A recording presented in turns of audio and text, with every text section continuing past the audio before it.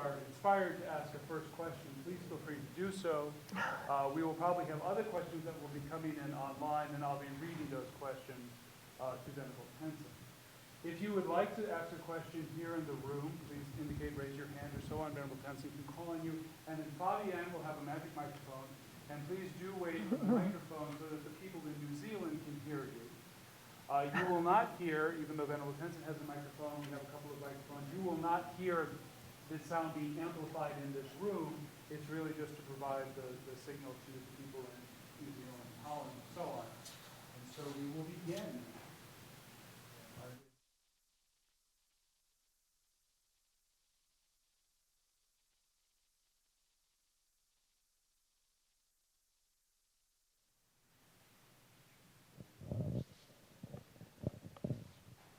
Oh, when's the next episode? I didn't get the note.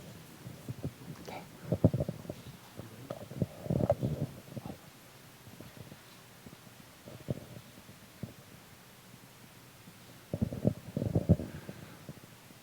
Welcome to Buddhism in Action, a monthly event where we sift through some of the tough questions facing our global community. Our speaker is Venerable Tenzin Choki, a Buddhist nun, activist, teacher, and retreat leader.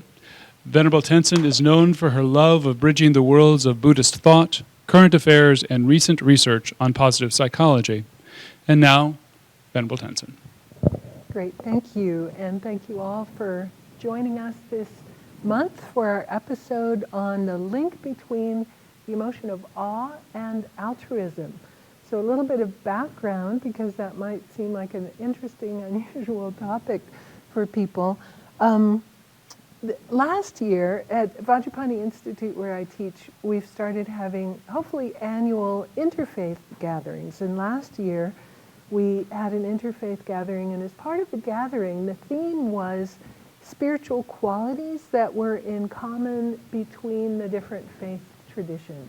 Last year we had a Catholic monk, a Jewish faith leader, and myself representing those three faith traditions. We were meant to have a Muslim chaplain, and he had to cancel at the last minute. So as part of the weekend, what we did was post big pieces of paper, kind of like this, on the back wall of the room, and we had people just throughout the weekend do a brainstorm of what they thought spiritual qualities that were important were, and just write them down. We had 4 or 5 different big sheets like this. Then the last day, what I did was I gave the participants 3 votes each, and I had them vote on which qualities they thought were the most important, and they could use their votes in whatever way they wanted. If they thought one quality was the most important, they could give it 3 votes, or spread out their votes among 3 different qualities or whatever they wanted to do. And it was amazing, actually, the results. Instead of the results being sort of evenly mixed, and there was qualities like kindness, compassion, wisdom, faith, ethics, you know, you name it, 3 pages of all of these different qualities. Some qualities didn't get any votes at all, not even from the person who put that quality up on the paper. We thought that was interesting. You know, some got a vote here and there. 3 qualities stood out by far and got the most number of votes, and 2 of them didn't really surprise me at all because they're very important and emphasized in Buddhism. I think we merged kindness and compassion. I think somebody wrote those up as, you know, kindness/compassion. Obviously that got lots and lots of votes. Wisdom got lots and lots of votes, not surprisingly. And then the last quality to get a huge amount of votes was, I think it was written as wonder/awe. And I was thinking, oh, that's so interesting. Wonder and awe were seen by the participants as right up there with kindness, compassion, and wisdom as spiritual qualities. And I remember thinking about that and thinking, wow, what place does wonder and awe play in Buddhism? Because I was a little perplexed, I have to say, a little bit surprised, a little perplexed. And I was thinking, oh, wonder and awe. I don't think about that much in Buddhism. And so, you know, I just kind of put it on the back burner for a little while. when that happened, it reminded me of a conversation that I'd overheard and then started engaging in. I was teaching at a Buddhist center in New Zealand a number of years ago, and two of the volunteers, an older woman in her mid-60s and a young man in his early 30s, I walked in the dining room and they were having this conversation about how much they missed God in Buddhism. Like, since they'd gotten involved in Buddhism, they really missed God. And I remember sort of jumping into this conversation and just feeling really kind of out of my depth. I just, wow, I've never missed God at all. I never had God, you know, kind of on the radar, but both of these people came from a more Judeo-Christian background. And I think what they were really missing was this quality or this sense of wonder and awe. And so when I saw, you know, those flip chart pages and became surprised. So anyway, been thinking about this. And then I had the perfect opportunity in June. Fabienne, the director of Vajrapani, and myself went to a day-long workshop, and the topic was the art and science of awe. There's a group called the Greater Good Science Center at the University of California in Berkeley in California, and they research positive emotions. And so one of the foremost awe researchers really in the world is the founder of that Greater Good Science Center. His name is Dr. Keltner. So I was so interested to spend an entire day looking at the emotion of awe, and I thought, well, this might give me some insights into this sort of missing link for me, a little bit of like, oh, where does this fit in? And at a certain point, Fabienne probably remembers, I sat up really straight. At a certain point, the topic of the presentation was the link between awe and altruism. And I just sort of sat up in my seat, completely fascinated. And at the end of that presentation, I was like, perfect, this is incredible, awesome, as we would say in California, no pun intended.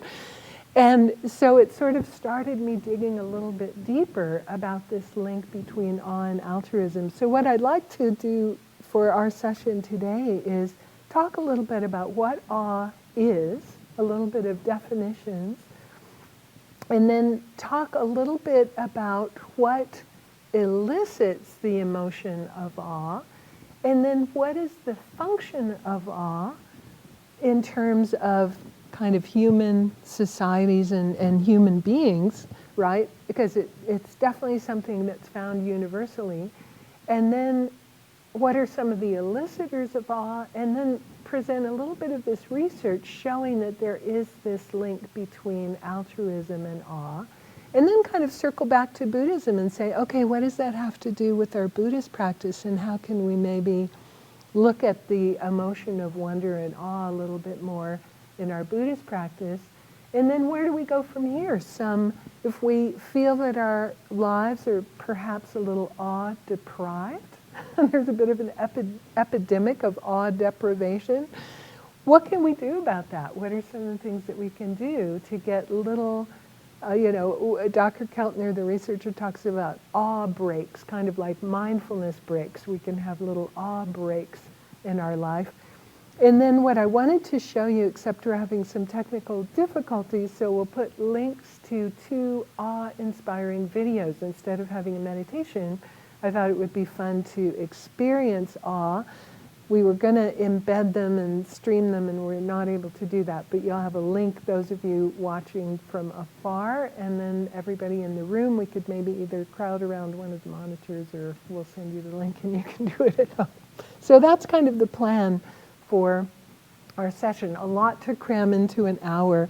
I wanted to read some descriptions of awe, and then we'll look at the definition. So some great thinkers have, really acknowledged the importance of awe in kind of their own personal lives. And Albert Einstein says the most beautiful thing we can experience is the mysterious. It is the source of all true art and science. He to whom this emotion is a stranger, who can no longer pause to wonder and stand wrapped in awe, is as good as dead. His eyes are closed.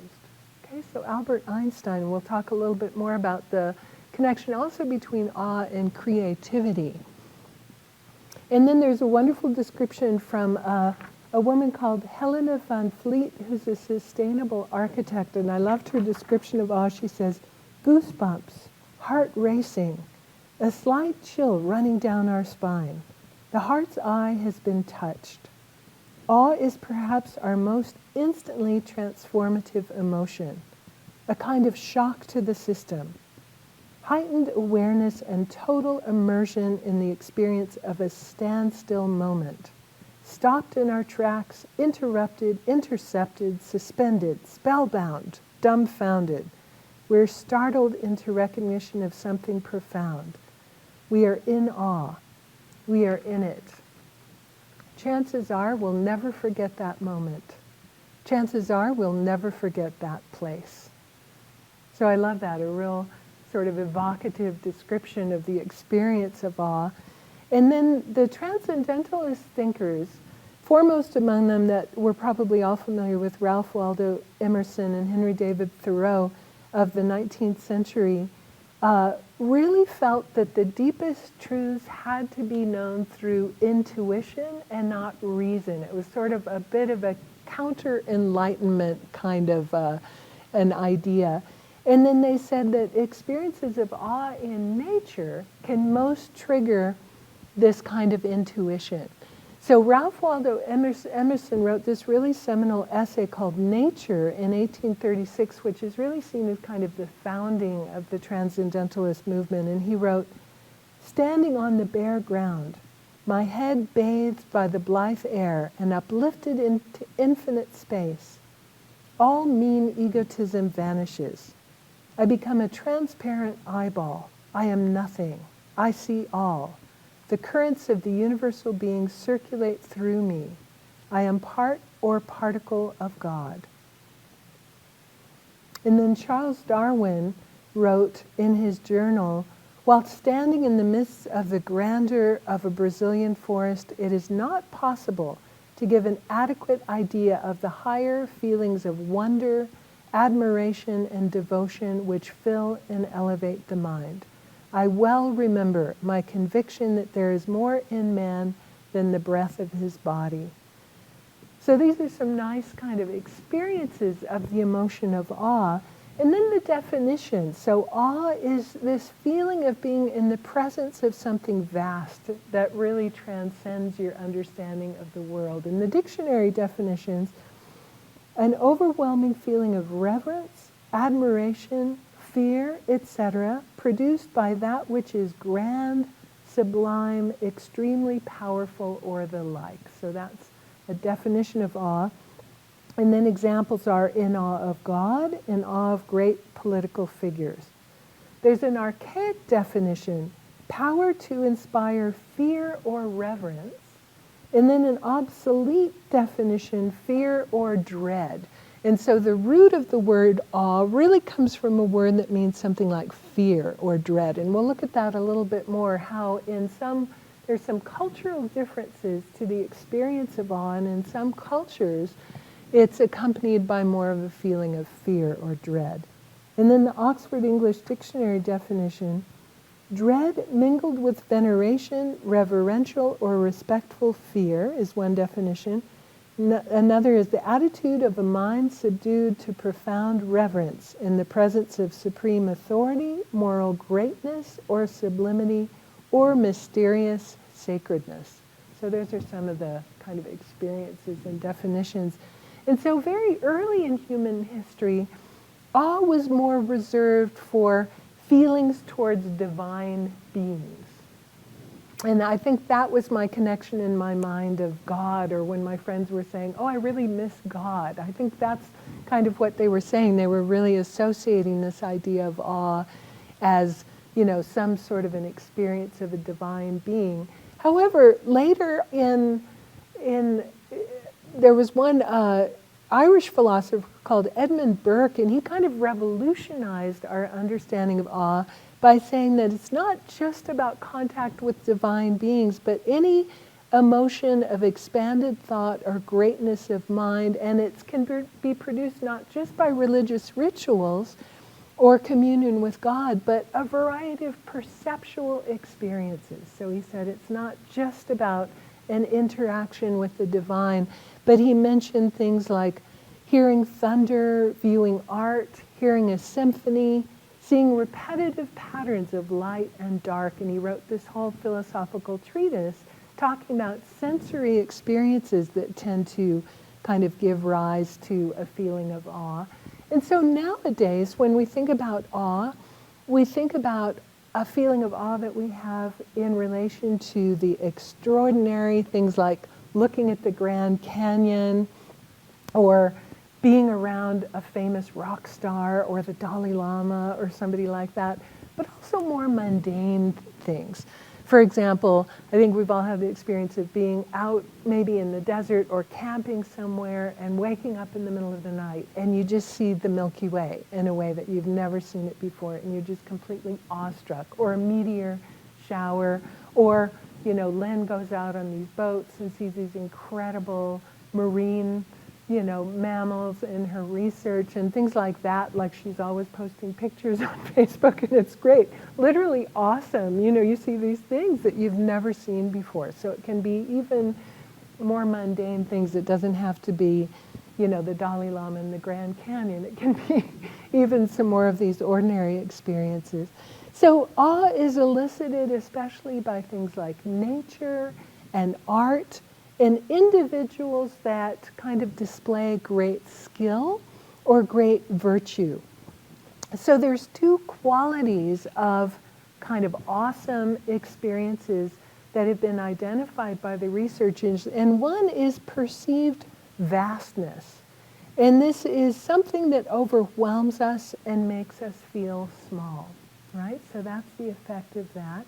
And it can either be physical vastness, and the Grand Canyon would be a great example of that, or looking at the Milky Way at night, and there's just this vastness that makes you feel like you're on this little rock hurtling through space, kind of clinging onto the surface, that kind of experience of vastness.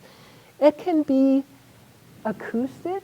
For example, the last time I was in New York, I went to Evensong at St. John the Divine Church, and they have this amazing pipe organ that's, brought over from Bavaria in 1812 or something like that. It was just amazing, resounding through the whole cathedral. Or a symphony. You might not feel awe at like an acoustic guitar solo, but something like a symphony or something that has that vastness to it. It could be social vastness, standing next to a celebrity. It could be ideas, feelings, or sensations that really you haven't had before, that sort of provoke also a feeling of vastness. You can think of these, ideas like, for example, the theory of relativity, if you can understand it at all. Some of these theories about time and space, for example, would be a theory that would be so vast it would invoke a feeling of awe. And then the second kind of quality is what the psychologists call accommodation. And that means that our experience isn't really readily and easily assimilated into our existence. So we need to accommodate the experience by sort of changing our mental structure, or to put it in ordinary language, our mind is kind of blown, right? It doesn't really fit into a neat little box of our perceptual experience. So these are two qualities of sort of awe-invoking experiences, is this vastness and this sense of accommodation. And awe tends to make people forget themselves and their petty concerns, right? I think both of these qualities, make a sense of your own. There's a recognition of the limits of the self, and there's also, and we'll talk more about this when we get into the results of the research, more of a feeling of you're diminished in size, you're not so important, there's something much more vast that your mind needs to accommodate, so your idea of yourself, and not in a low self-esteem, pathetic way, but just relatively, your importance just gets prioritized a little bit different with these experiences. So let's look at some of these eliciting situations, and this comes from Dr. Keltner's research. So elicitors of awe, we've got social elicitors, powerful leaders, encounters with God or gods or the divine, however we think of that. And then great skill and great virtue, which can either invoke awe or admiration for great skill, and the emotion of elevation for great virtue. And those of you that were listening a couple of episodes ago, we talked a lot about the emotion of elevation, this feeling that we get when we're, see someone else engage in an act of great virtue. It's this really uplifted kind of feeling that we get, kind of in the face of great virtue. So, admiration and elevation, or it actually could be awe, depending on the level of the skill and the virtue. And then physical elicitors, dramatic weather events, for example, a tornado, or something like that, or typhoon, or the tsunami. I remember seeing on YouTube videos, remember the tsunami that, wiped out a lot of the islands in Indonesia, and just seeing that coming, was awe-inspiring. Also included an element of fear, for sure, for some of these dramatic weather events. Physical, also grand vistas, buildings, cathedrals, skyscrapers, so it doesn't need to be something necessarily in nature. And then awe-inspiring music. So these are some of the physical elicitors. And then we can have cognitive elicitors, grand theories, even personal epiphanies can be awe-inspiring. You get some sort of an insight into something, going on in your life, or just have some sort of a connection made in your mind. So the central features for all of them are vastness and accommodation. And then the researchers say there's 5 features that can be present to sort of give the flavor of that awe-eliciting experience. One is a feeling of threat. So think of that weather event, the extreme weather event. Even a powerful leader, we could have fear about a powerful leader. We could have admiration, maybe mixed with the feeling of fear. Beauty, so that could be the music, the grand vista, the cathedral, those kind of things could have an element of beauty.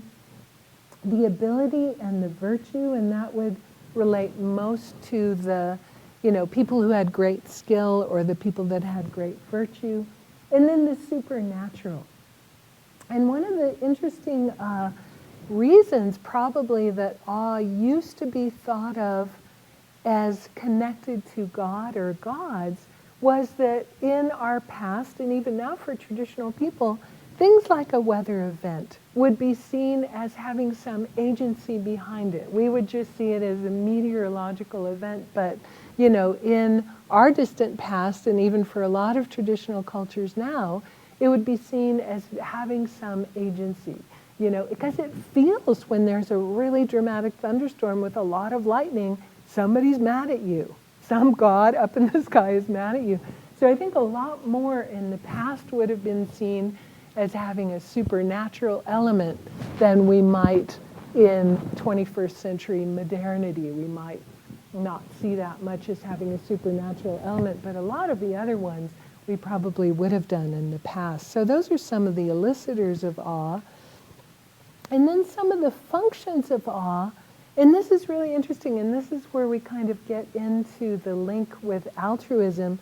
Awe helps to bind us into social collectives and enables us to act in more collaborative ways. So very, very interesting, which of course we needed to do to survive. So let's look at some of these kind of functions of awe.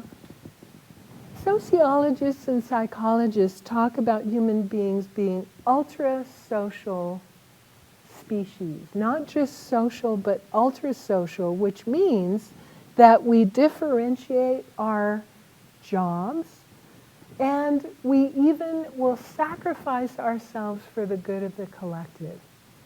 And not that many other species will do that if we're thinking in evolutionary terms of ourselves as a species. Jonathan Haidt, the author of this book called The Righteous Mind that I was mentioning before we started our broadcast, the way he puts it, he says, we're 90% chimp and 10% bee. And he says 90% chimp refers to our, self-serving nature, But we've got this 10% that would even sacrifice for the good of the collective that our primate cousins will never do, right? So that's our hivish nature. He talks about flipping the hive switch. He said in our evolutionary history, at a certain point, our hive switch was flipped.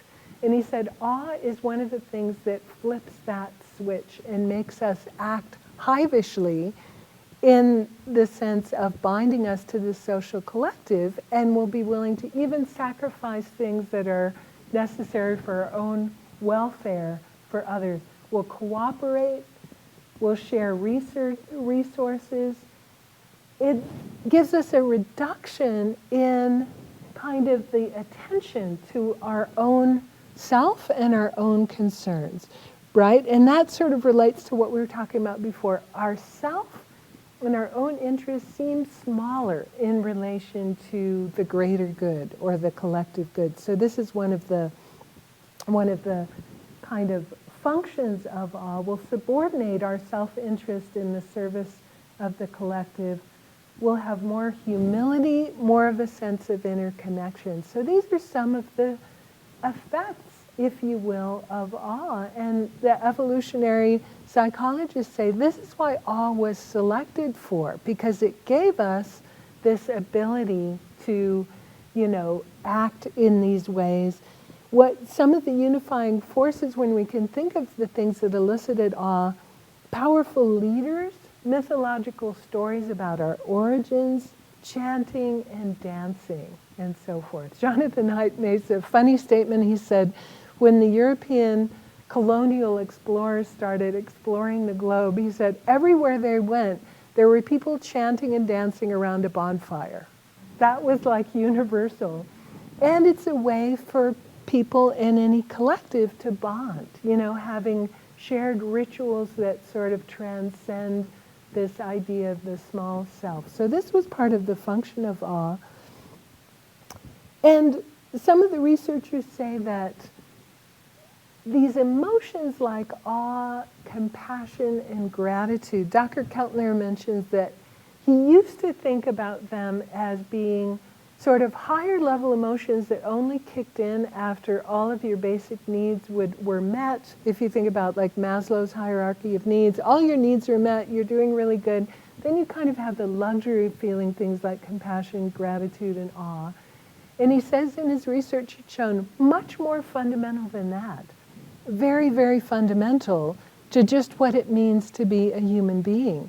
And there's been a lot of research now over socioeconomic classes showing actually poor people feel even more awe, gratitude, and compassion and selflessness than a lot of people in the higher socioeconomic kind of strata. So it's not so much linked at all to, it's a luxury emotion that you can feel when your needs have been met. It's very, very fundamental to what it means to be a human being. So let's talk a little bit about the research. So and another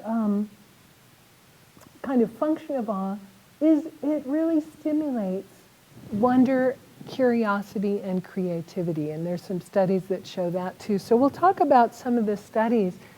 Dr. Keltner from the Greater Good Science Center says, some emotions are really easy to study, like embarrassment and shame. He says they're easy to elicit, easy to study. They had a hard time figuring out how to elicit an experience of awe in a laboratory, right?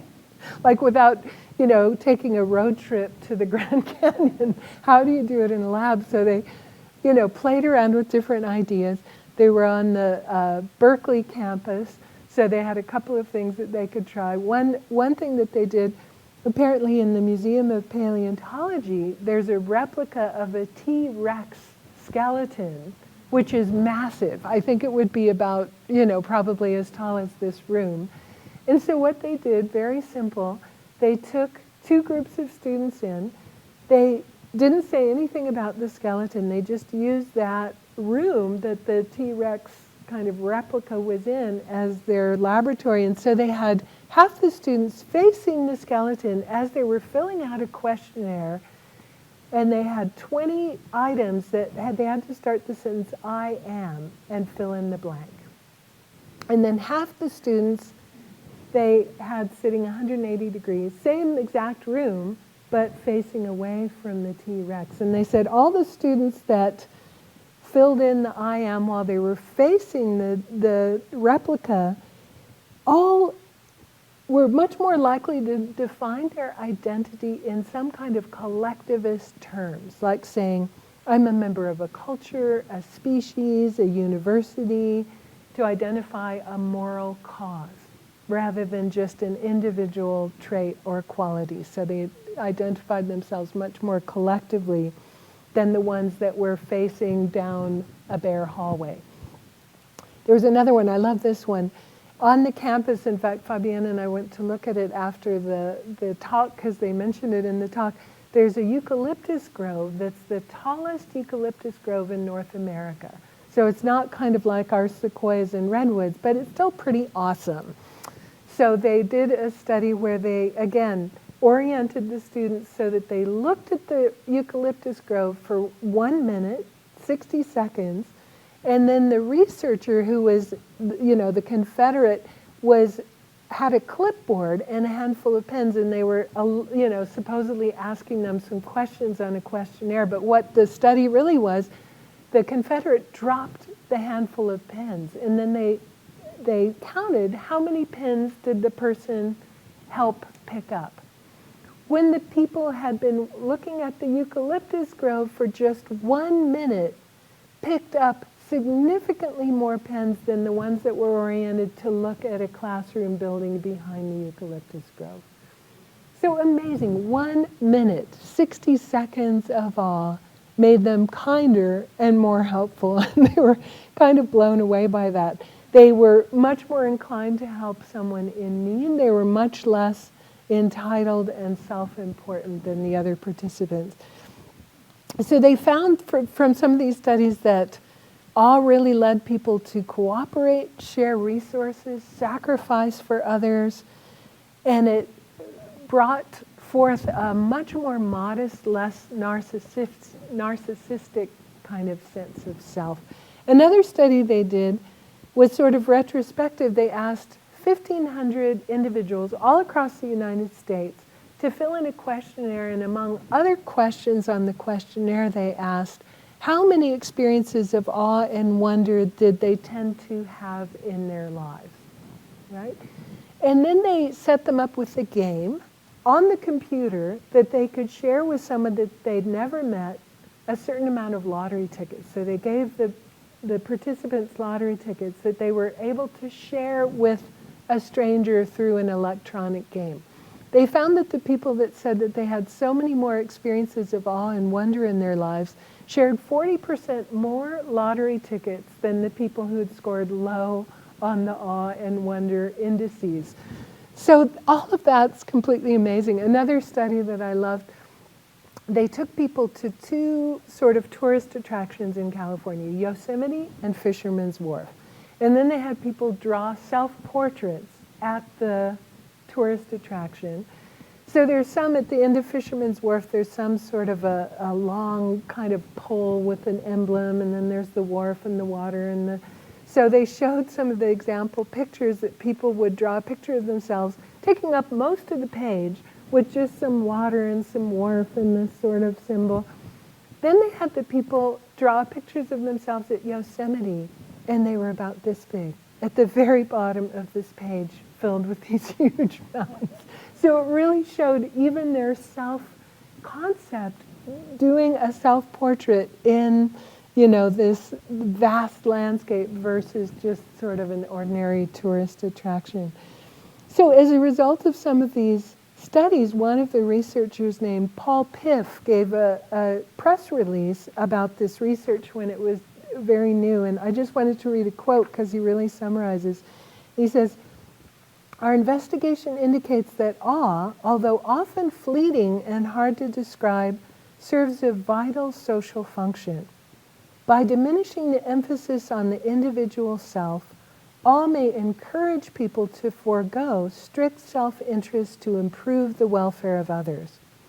When experiencing awe, you may not, egocentrically speaking, feel like you're at the center of the world anymore.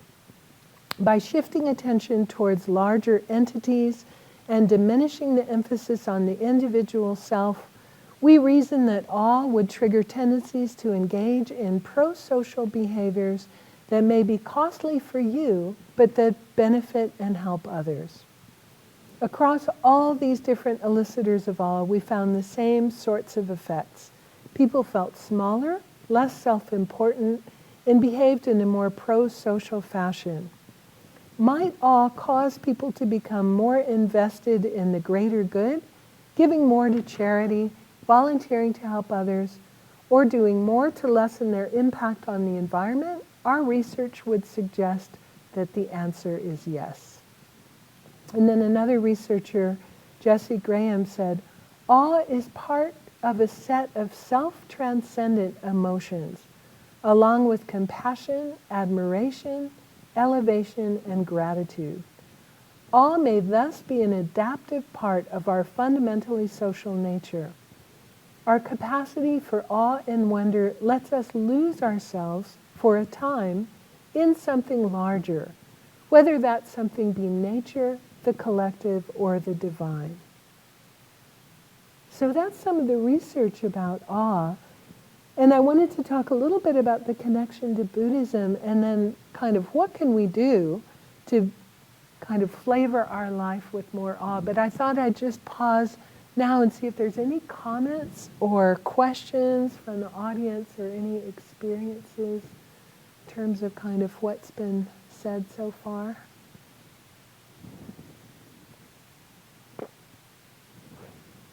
Anything? Nope. Okay, let's talk a little bit. Oh, one more thing that I wanted to say. There are these universal outcomes of awe, the sense of a small self, humility, a sense of interconnectedness, and these are universal across cultures. But some of the researchers have done cross-cultural studies and found some cultural differences. Some researchers that were comparing Chinese students with American students found in Asian cultures, which tend to be much more social and hierarchical, that awe has a flavor of fear in it. For example, awe towards a boss or awe towards some leader that has much more of a feeling of a low status and fear. And it's felt more in terms of other people. Whereas in the US, people tend to feel awe more alone and in nature, and it's more positive in nature, giving them a sense of joy and wonder.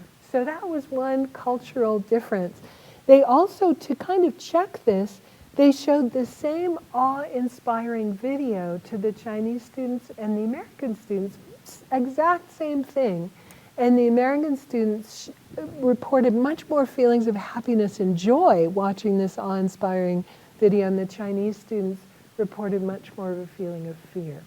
So the researchers were saying there's a lot more that needs to be done on, the different kind of cultural differences in the experience of awe. But I found that to be kind of an interesting finding, because a lot of times psychological research is done predominantly on American college students, and so to generalize to this is what human beings experience is a faulty assumption.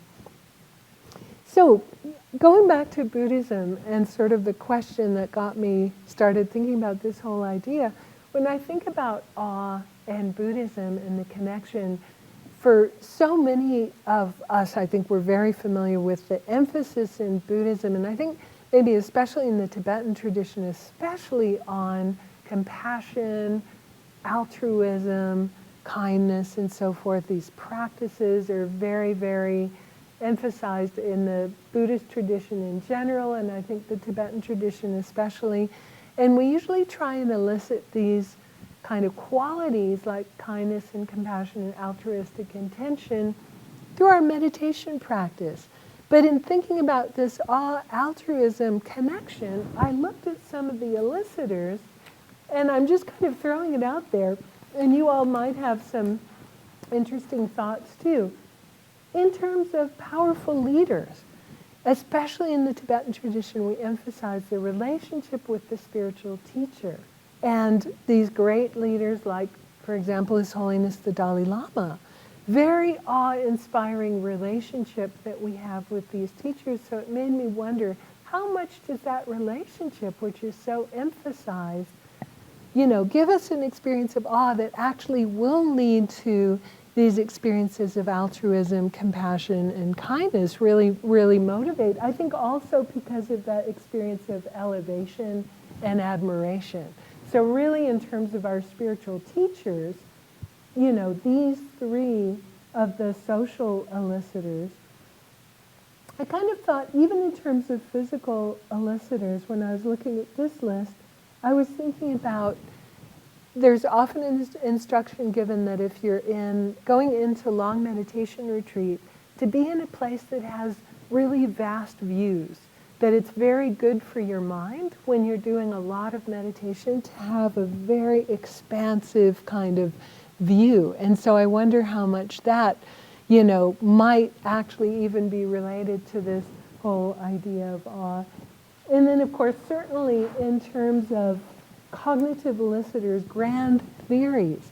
In Buddhism, we talk about the theory of emptiness or selflessness, very profound kind of idea or theory that can be very awe-inspiring. I've had many great teachings on emptiness. Once, one of my teachers was teaching on this idea of emptiness or selflessness, and I couldn't sleep at all that night after this talk. I was like, my mind was so blown, and I told my teacher the next day, and he goes, "Oh, that's a really good sign." I was like, cool.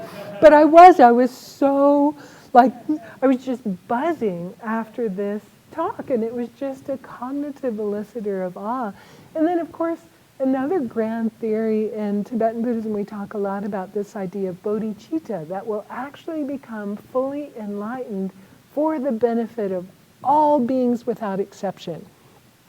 Hardly anything more vast than that idea of bodhicitta, which can be incredibly inspiring. It's meant to even just, sometimes our teachers say, even just thinking about that idea for even a second is so virtuous and very, very powerful and inspiring for our minds. So I think about that and I think, I really shortchanged Buddhism when I said, does Buddhism have awe and wonder? Just because we don't have the idea of a supreme being like some of these other religious traditions. When I looked at and delved a little bit deeper into the research, I saw, we actually really do have a lot of these kind of awe eliciting, that really work. When I looked at just my own personal spiritual life and looked at my relationships with my teachers, my relationships with these ideas that can be so incredibly inspiring and that are amazingly vast, and require accommodation. This whole idea that I will actually become fully enlightened and then lead all beings to liberation from cyclic existence. It just seems completely preposterous on one level, and your mind really has to kind of expand in order to even open up to that idea. So I think those are some of the things in Buddhism, even though we don't tremble in front of the burning bush necessarily, but there are these other sort of awe-inspiring.